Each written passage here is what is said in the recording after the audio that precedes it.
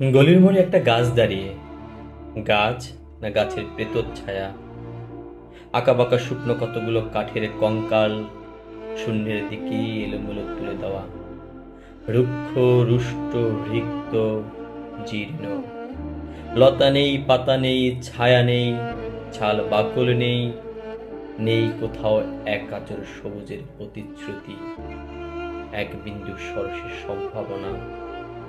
ওই পথ দিয়ে জরুরি দরকারে যাচ্ছিলাম ট্যাক্সি করে। ড্রাইভার বলল, ওদিকে যাব না। দেখছেন না ছন্নছাড়া কটা বেকার ছোকরা রাস্তার মাঝখানে দাঁড়িয়ে আড্ডা দিচ্ছে, চোখা প্যান্ট, চোখা জুতো, রোখা মোজা, ঠোকা কপাল।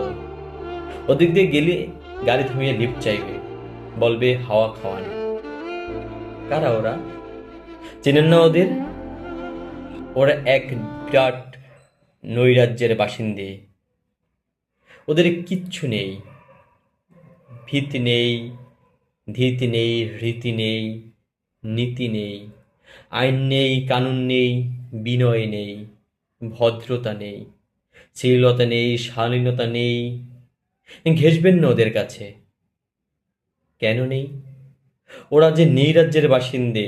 ওদের জন্য কলেজের ছিটি নেই, অফিসের চাকরি নেই, কারখানায় কাজ নেই, ট্রাম বাসে জায়গা নেই, মেলায় খেলার টিকিট নেই, হাসপাতালে বেড নেই, বাড়িতে ঘর নেই, খেলবার মাঠ নেই, অনুসরণ করবার নেতা নেই, প্রেরণা জাগাবার প্রেম নেই।